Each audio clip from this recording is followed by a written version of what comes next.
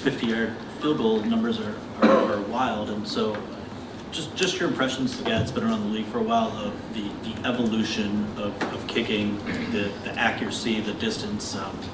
Yeah, I think I would just say in general, I think every year it kind of goes up just a little bit and guys get better and better, which is probably reflective of every phase of the game. The numbers, I know that the 50 numbers are obviously highly accurate right now. Probably the biggest comment I would have on that is just sample size. I mean, small sample size, it's going to change before the end of the season. The numbers in the 40s are a lot lower than the 50s right now, so you can't tell me that a 40-yard kick's harder than a 50-yard kick. I know that. So some of that's probably who's being asked to kick those kicks, some good players kicking it from further back, obviously. So that's probably reflective a little bit, but I would also say as the season goes on, I expect that to kind of go back to what it normally is there. Is that a founder guy with a big leg? I mean, how important do you feel that is, especially quarter in this league, to have that guy that when you need him to comfortably able to pull him out from 60 yards? Yeah, no, I think it obviously helps the offense quite a bit to know that you got a guy who can hit it from further back there, especially in situations late in game where must have, you need the points and you're willing to take some risk to get those points. Obviously, that helps quite a bit. Our guy can certainly do that from back there deep, so we feel good about that. Yeah.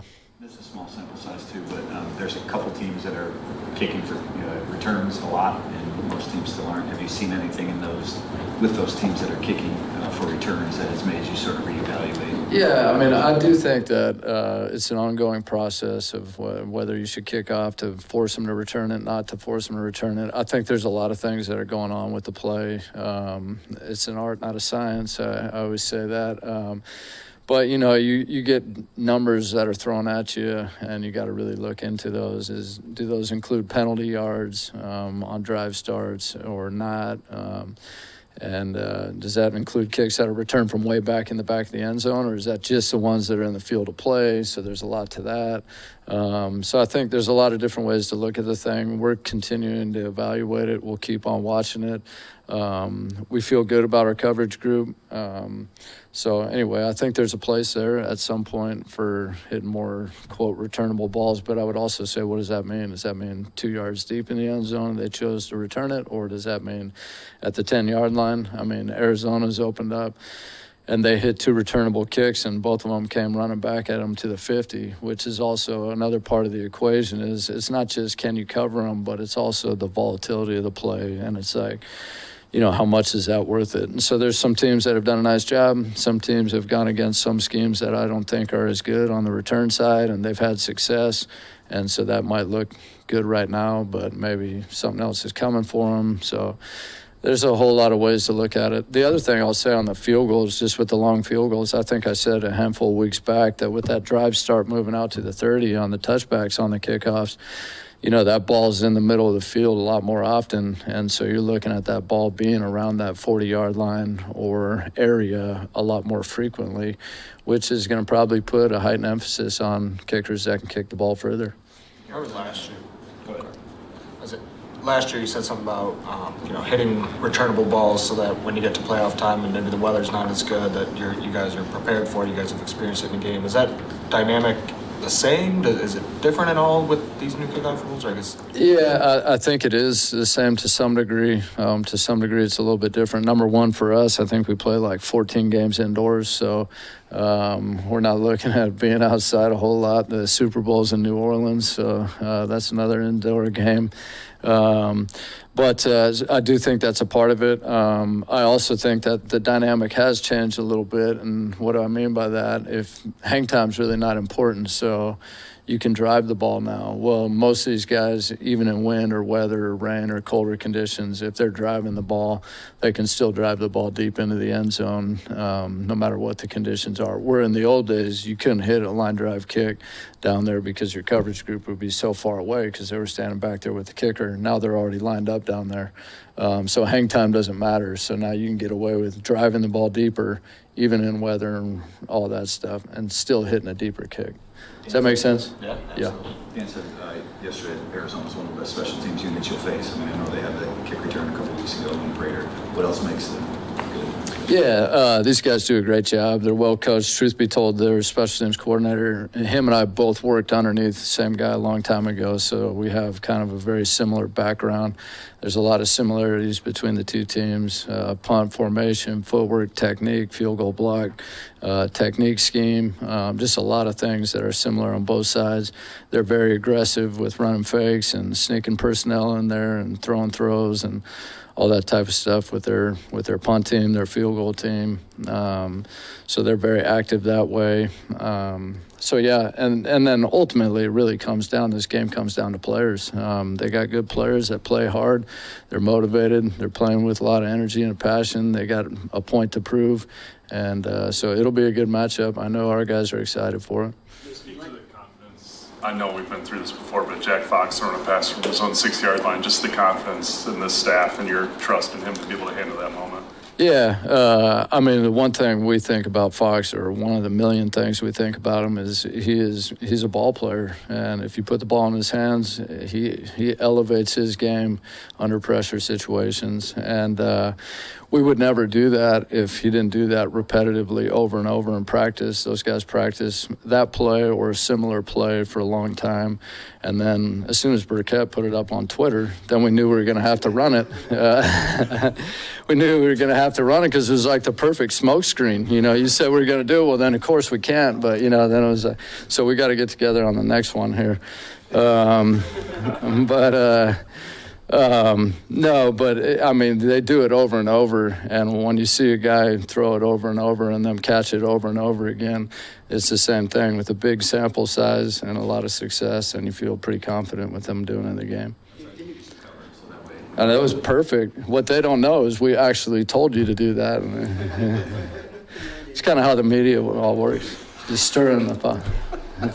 Can you lend any insights into what happened at the end of the second quarter with the field goal unit running out there and any chaotic situations? I guess I'm wondering, how do you ensure it kind of doesn't happen again? Yeah, I would say ultimately, I mean, I don't want to comment a ton on it. I know Coach hit it a little bit, but there's a lot that goes into those situations. Like I said to the players, those things are not a big deal until all of a sudden they're a huge deal. All these situational plays like that. It's the same thing, a long field goal, and they put a returner back deep, you got to cover it. You know, it's not a big deal until all of a sudden you got to cover that kick and that guy makes a play. Anyway, so situations like that, there's a lot that go into it. They're all critical. They come at critical moments in the game. That one certainly was for us. And the only thing I would say is anytime I'm a part of something, I definitely feel responsibility for not getting the job done. So I take a lot of responsibility for that also. I know for a fact that there's a lot of things that I could have done different and would do different if I could do it again today. So I feel like I need to take my share of the ownership and responsibility also, certainly. Mechanically, do you send the guys onto the field with the kick unit, or are you the one? Yeah, I won't get into all that, but it kind of depends on the situation. I would just say it like that. Hypothetical, and I know you don't like them and usually will skip on them because you can't change the rules, but I know you were kind of part of the consultation process with this change to the kickoffs. One of the kind of the late changes was moving the touchback from the 35 to the 30. Now we're having these debates on whether it's best to kick it into the end zone, right? And I promise I won't tell AG your answer. As a special teams coordinator who likes to see that play matter, do you hope the 30-35 debate will be reconsidered next offseason? Yeah, well, I hope that they incentivize the kick cover team more than they're incentivized right now, for sure. And I think one way to do that is by moving the touchback to the 35, but another way to do that is also to push the coverage group up 5 yards forward. So, and that would incentivize them. Keep the touchback at the 30, push the coverage group up 5 more yards, and theoretically their drive start should be 5 yards worse, and then the touchback would be 5 yards further back than it is now, but still remain at the 30. Offenses wouldn't like that as much, but so there's a way to make AG happy and still get the play going. I don't think the NFL likes anything that penalizes offenses. Yeah, they want the ball. I mean, the truth of the whole thing is they want the ball to start as far forward as they can get it to start. They want to have teams go for it on 4th down, which they do more in that middle of the field area. They want teams to not punt it as much. They want teams to kick long field goals, all that stuff. They want points. Yeah. Aggressiveness, like you guys breaks and stuff. Yeah, they run a bunch. So how does that play out in a game when there's two teams that, you know, you're more aware of it since you do it too, they're more aware of it since they do it too, so there's nothing, I don't have anything to tweet out this week, or what's the, you know, like the dynamic, I guess? Yeah, I mean, I think you feel like if you feel like you can get something on them, you feel like you can get something on them. If there's something there that you like, then you're going for it. If not, you know, you're not. And then maybe some of it also has to do with like situation in the game. Do we go into the game thinking, hey, in order to win this thing, we're going to need to steal possession from them, and maybe then you're a little bit more aggressive going into the game and playing it more aggressive early versus maybe, you know, hey, we feel pretty good about where we match up in this game. We don't maybe need to be quite as aggressive. I think that plays into it too, especially early in the game. You know, a lot of their fakes have been run early in the game, not just late when they're behind, they need a play. So I think, you know, all that factors into it. Curious, I know we're only a couple weeks into Hogan Hatton's rookie season here, but his impact and progression that you've seen so far, obviously we know his athleticism helped to make this roster, but what's it like been having him in the room? And how Yeah, I feel like Hogan has done a good job for us. I've been really pleased with his performance. Obviously, there's a long way to go for him. You know, he's still going to get tested in a lot of ways he hasn't been tested in yet. But I really am not concerned with him. I would say I'm very confident in what I think he's going to do and how he's going to respond to situations he's going to get. And I'm really pleased with what he's done so far up to this point. And I think him and I both know that he's got a lot of room for improvement, and he should continue to grow throughout the course of this season. But I think he has done a nice job. I mean, the other one that goes unnoticed, but his field goal snaps have been very good. He's got good velocity on it. He gets it back there for Fox right away. And Fox has done a great job. I know when I got here, Fox was not a very good holder, in my opinion, and I said that. And he's come a long ways. And so that whole operation has been very beneficial for Bates. And I think some of Bates' early season success here is just a good operation around him, makes the job of the kicker a lot easier. All right, appreciate it. Good morning. Obviously, we didn't get the desired results that we expect from last week. But here's what I do know about this team. It's been like this since I've been here. Is each after every game, win or lose, man, we are in the improvement business, and we look to improve. So, what we've done, what we're going to continue to do for this week is, number one, improve on those things that we feel like we made mistakes at. And then also make sure we hone in on this team that we're about to play. This is a good team. This team kind of reminds me of how we started. And you see the different mentality within this team. You see the different attitude within this team. So we have to be on our P's and Q's playing against this team, because you definitely see a different mindset with this team. So, again, every day, including yesterday, we look to improve. And we're going to continue that today until the weekend to play this a team. Start with your safeties. We know how important they are to your scheme. Yep. You've been looking for the right pairing. How do you like the way Brian and Kirby kind of complement each other? Because it seems like Brian's skill set really is letting Kirby stay in the back end and flourish. Well, I would say this, because both of those guys, and you're right, they do complement each other really, really well, especially for the things that we ask those guys to do. And we know that Kirby's his superpower is being in the back end and being able to track the ball and being able to read the quarterback and go make plays. BB's superpower is being down, being back, being at dime, being at nickel, either being at backer at every now and then, and being to let him go find the ball and go make plays. But it's the communication, to me, that's really honing in on those two men. That's really important for us, that you're starting to see really flourish for us in the back end. And we're going to have to continue that. I think I said last week, man, these men haven't had a chance to really, all five of these guys, including Amik, hasn't had a chance to really just work together from OTAs all into training camp. And we're finally starting to get that now. And I'm talking about the corners also. So, but you're right, they complement each other really, really well. And we have to take advantage of the skill set those guys have. Looking forward to Aiden Hutchinson obviously coming off the big game that he had. You tell me. I don't know. I'm asking what just going forward for him. Nothing has changed what I feel about that player from the beginning when we talked. You know, I know where his mindset is. I think you men know where his mindset is, and ladies. So that speaks for itself. How did you think DJ Reader played in his first time back, and how much are you looking forward to getting kind of really all five of those guys with Marcus? Looks like he's scheduled to get back, having really all five of those. Well, we'll see if he's going to be back. So, yeah. Well, I would say this. He played 25 plays last week, and nothing has changed. I mean, he is a man's man, and I'm sure you guys seen some of the plays that he made. When it comes to someone that can take up blocks, when it comes to someone that can actually push the pocket, and I'm sure you guys have seen, I mean, he was close to a sack maybe twice in that situation. So that sneaky athleticism that he has, that showed up. Man, when that man really gets to start rolling, I think it's going to be something to tell with these guys. And you're right, when we have all those guys together, I expect those guys to be top in the league at some point. I was going to say, based on what you saw in film from Kyler Murray, is a QB spy potentially in play this week, or are you comfortable? Why do you guys always ask that? Well, this week you saw what you saw from Kyler Did you last see week. Buffalo do it? What happened? So What happened? But I'm wondering, why would you be comfortable? I'm asking you, though. What happened? I'm asking you, why would you be comfortable then keeping him contained based on what he's been able to do? We have to do a really good job keeping them contained. That could be quarterback spy, that can be rushing 5, that can be rushing 6. The fact of the matter is you have to keep them contained. And I know that's the in vogue thing that everyone talks about. It's quarterback spy, quarterback spy. I wish you guys would actually look at the film and see what happens when that happens for the most part. You tell me. I didn't see what they did with Well, look at it.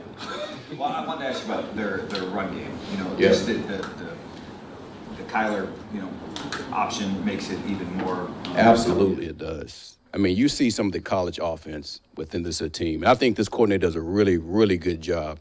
Because in passing situations, he does a really good job of continuing to run the ball. So you have to really play true. And that's what I talk to the defensive guys about. Like, this is not a team where you can just say, okay, we're putting in our pass defense, and then they'll gut you by running the ball in those situations, because they really feel good about their run game. And you hear those guys talk. You heard the receiver talk the other day. I'm listening to the running back Connor talk today. And, man, like, I like the mentality they have. The thing is, we have to make sure we go and match or exceed the mentality they have as far as being tough, because they're not getting away from the run. But that's the one thing we specialize in, is stopping the run. Yeah, that's what I say. As multifaceted as they are, that's a really good strength of yours. Why have you guys been even better, it seems, against the run this year than you have in the past? You've been really good in the past. Well, I think the first thing is players. Everything is based around who you have as players. And then I think my staff does a really good job of coaching up exactly what we want to do to be able to stop the run. And it goes hand in hand when it comes to, man, stopping the run and then being able to play pass defense too. And that's one area that I think we're actually improving on, because we have all these 5 guys that's playing together and communication is getting better. So I want to make sure that I point that out, that, listen, we're good against the run, but, man, we're improving against the pass also. Schematically, you like to play a lot of 5 down at the line, and you've got. Do Yeah, I think so. You got a ton of beef up there too, right? Like, so when you have 5 down, I know you can do a lot of different things. You can blitz, you can drop, Yeah. whatever. But what kind of schematic advantage is that to have that kind of front against a quarterback that can move like that? Well, I would tell you this: each week we try to be different. Even that's 5 down, like you say we are, or 4 down, like we can be, or make it look like 5 down, but we're actually in 4 down because we're dropping the guy out. So anytime you can give an offense different looks like that, I think it gives them a little hesitation on how they have to block and how they have to target these blocks. So anytime each week we go out, I try to get an advantage in that aspect, but just about watching those guys, how they block it, and making sure we put our guys in position to make sure we can stop the run and then make sure we get in the passing game. You don't have Alex this week. Just how confident are you in Jack to handle the communication and Rodrigo to step in and some of the other guys from that linebacker group? Well, I've said this all along, but I have plenty of trust in that linebacker room. Jack has done a good job for us going from OTAs and training camp of backing Alex up and being able to make the calls and stand in front of that huddle. So I have no issue with that. Rigo was a starter for us for quite some time, so I'm very comfortable with him coming in and getting those reps too. So that's a room that I have the utmost confidence in, regardless of who plays. Even if Jerem has to play, I expect him to go out there and play up to the same level as every other linebacker that we have. So I'm confident in those guys. As you prepare for this game, what are some of the things that kind of stood out to you about Marvin Harrison Jr. so far? But Junior, first off, obviously he was a top pick, so that means a lot. The first week, you could see he was trying to get his legs underneath him as far as, like, how are these guys going to play me? What are the coverages? How am I going to adjust to these different coverages? And then I think you saw this last week, man, he had some one-on-one opportunities to go out there and make some wins, and he did that. So the 50-50 ball was one of the first things that stood out. Man, you're going to go up there and you're going to have to defend it because he's going up there to get it. He's a great high point catcher. He doesn't stop when the play is dead, which most receivers or running backs in that system have to understand it because as much as Kyler moves around. So I think they're doing a good job of teaching him how to play with the quarterback and understand what the quarterback's skills are so he can help him get open. Aaron, I'm curious if you have any thoughts or if you've seen Don't any. ask me about No, it's a Terry good one. Rap. On Hogan Hatton, I know obviously he's here to be a long snapper, but as a former linebacker, have you Yeah. seen any of that athleticism from him, or how do you feel knowing that you've got an extra guy like that in another part of the roster right Well, I would hope that he doesn't have to play defense for us. Not that means he's a bad player. But I tell you what, you saw him actually get some snaps in during the preseason with us. And I thought that was fun, because he has a defensive mentality. And I'll tell you what, man, he's doing a heck of a job for us as a deep snapper. And he's athletic enough to get down the field. You guys have seen that.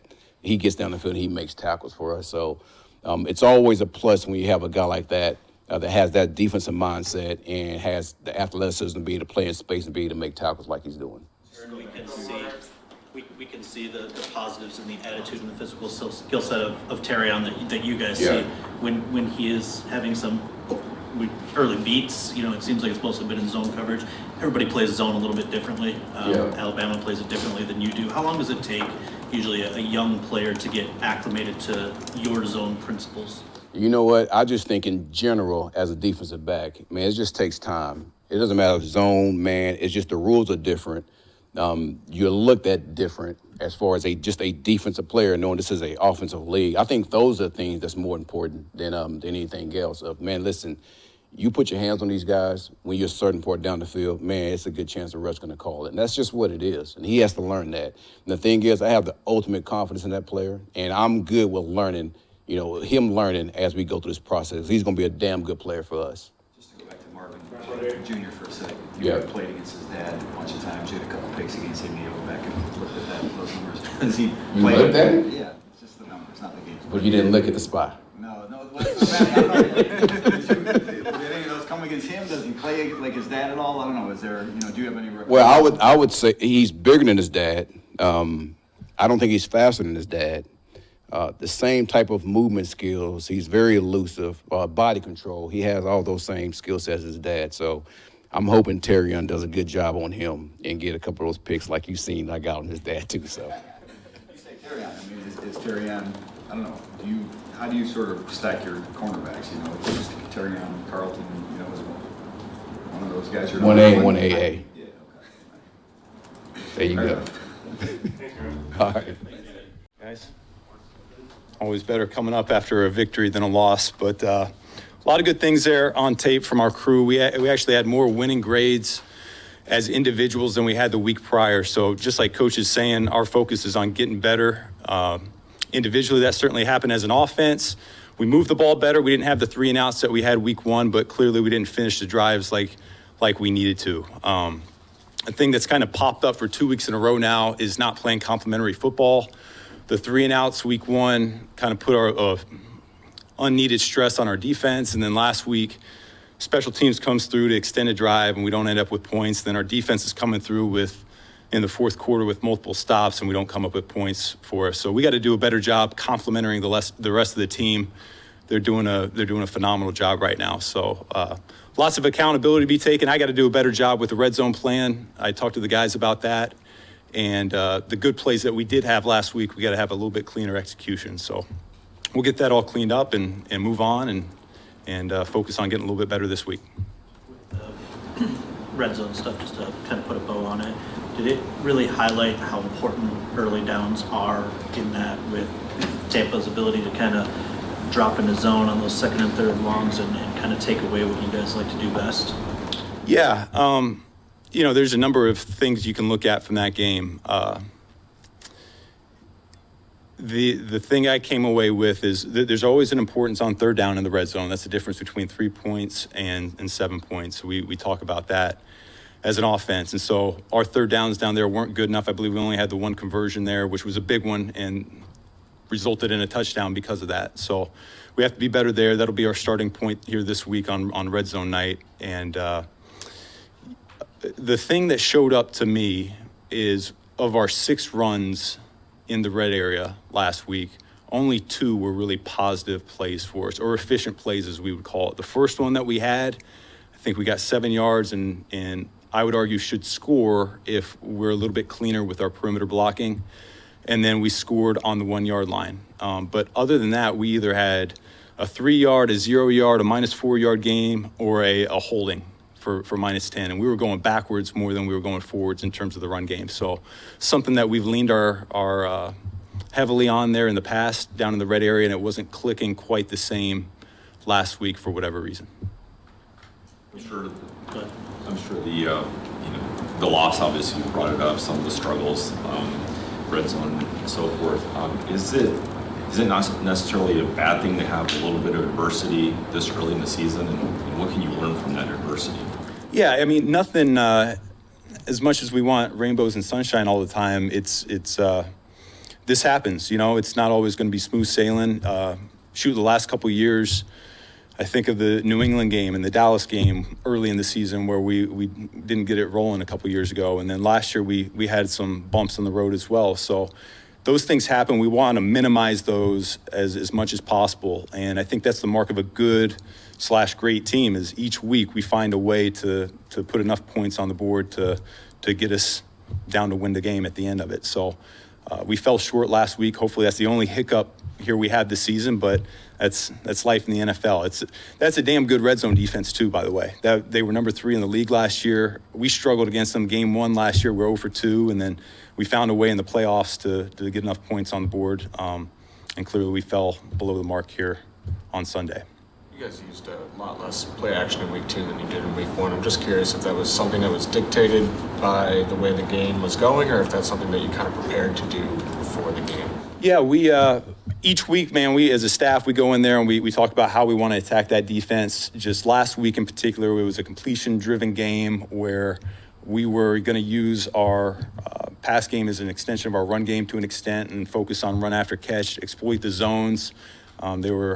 And then try to generate some explosives versus man-to-man, which you saw second play of the game, I believe. They tried to play man cover 0, and J-Mo had the 50-yard gain, So that was our plan early on, and as the game goes, we decide whether to stay the course or we adjust. So early in that game, we were thinking pass, whether it was play action or drop back. We were good with either one, and then towards the second half, going into the fourth quarter, Vea's out, and we want to lean heavily on the run. Well, if you look at those runs there in the fourth quarter, take the third and fourth down runs out of it, because those are designer runs against specific looks. Our first and second down runs in the fourth quarter, 7 of them, and I think we totaled 3 yards in those 7. So it's hard to switch course from what had been working, moving the ball at that point in the game, when we just weren't getting the 4 to 5 to bigger plays. Contrast that with the Rams in overtime, okay? Well, that makes it easy when you're getting those gasher-type runs and the back's running the way he's running, they're blocking the way they're blocking. So it's a little bit of a feel and momentum, too. I know the O-line loves to run the ball, and I told Frank, he's asking for us to lean on him in the run game. Well, 1st and 10, we go for 0. 2nd and 10, we go for 3, and now it's a 3rd and 7, and, we're off schedule again. So it's a two-way street there. I want to call runs. We need some production out of them. And as we said last week, that's the beauty about what we do here on offense is we believe we can beat teams any number of ways. So if that means run it 50 times, great. If that means throw it 50 times, great. It does not matter to us. The disappointment last week was not getting points when we were in the red zone. With Sam, people are looking at the lack of production. How much of that is teams, opponents still doubting J-Mo and that being the right looks for Jared in these early season games? Yeah. Last week it was St. Brown. This week it's Laporta. Next week it's going to be somebody else. That's just the nature of the beast. That's what we got right now.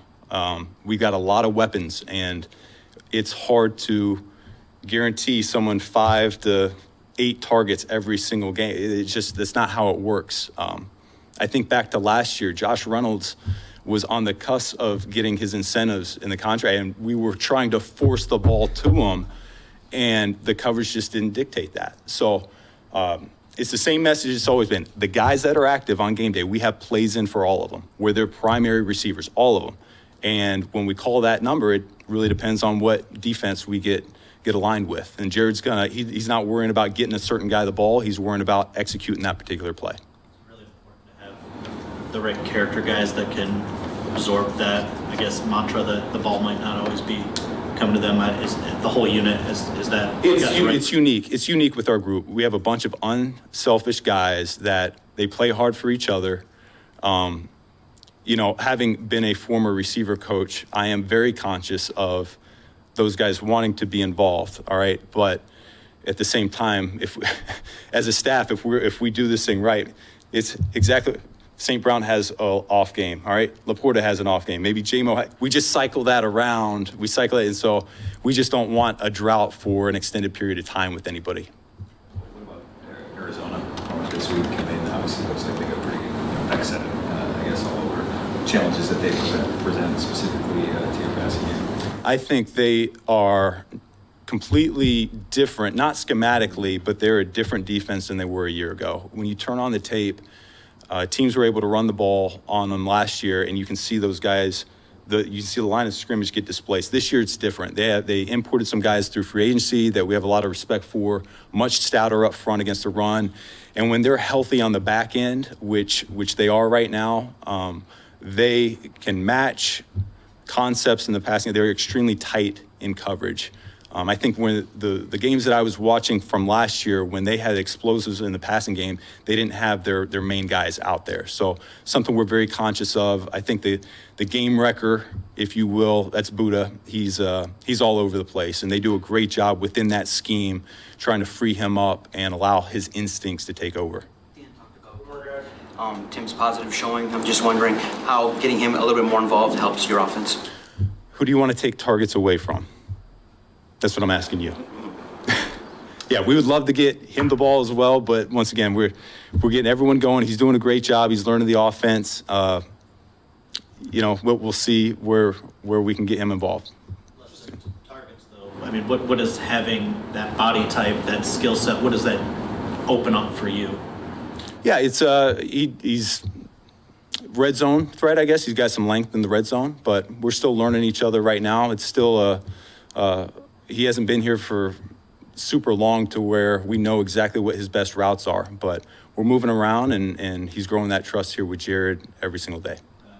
The game with that Montgomery Gibbs backfield didn't, at least what Scotty said the other day was maybe didn't get to everything that you had for that. How do you sort of envision, without giving away like all the sauce, how do you envision that evolving over the course of the year? Like, are you putting things in now to get ready for week 15? Is it just based on game plan? It is based on game plan. We had stuff up in training camp this summer that with Gibby's inavailability, we didn't get to rep as much as we wanted to, but we've got plenty of plans. Real quick, With Buddha, I'm just curious, how do you prepare for a player who maybe is less predictable and does rely more on those instincts? You kind of never know where he's going to be. Is there a way to kind of get in his head a little bit? We'll find out on Sunday. Thank you.